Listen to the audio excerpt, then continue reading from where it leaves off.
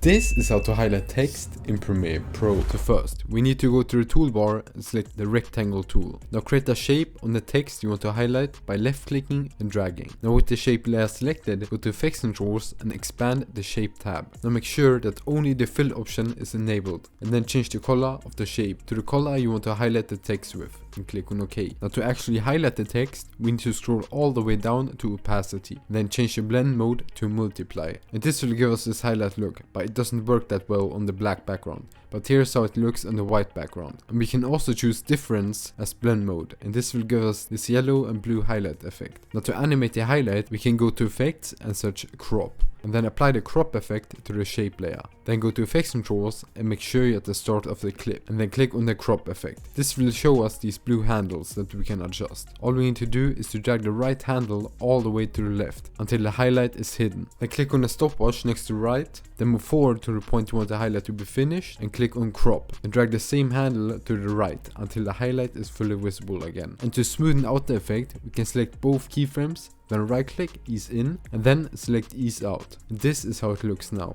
We can also customize the highlight effect by going to effects and then search wave warp, and then apply the effect to the shape. Now in Effects Controls, you want to set the wave height to around 1 or 2 and the wave width to around 40 or whatever you like. And this will give us this look. And if you don't want the effect to move, then you can set the wave speed to 0. And this looks now way better. And for the last effect, we're going to add a subtle zoom while the text is highlighting. So go to the project panel, right click and create an adjustment layer and click on OK. Now drag the adjustment layer above all the layers in the timeline and then go to the effects panel. Now search transform and then apply the effect to the adjustment layer. In Effects Controls, make sure you're at the start of the clip and then click on the stopwatch next to scale and position. Then move to the end of the layer and then increase the scale value a bit, and you can also change the position. And this is the final effect. Subscribe.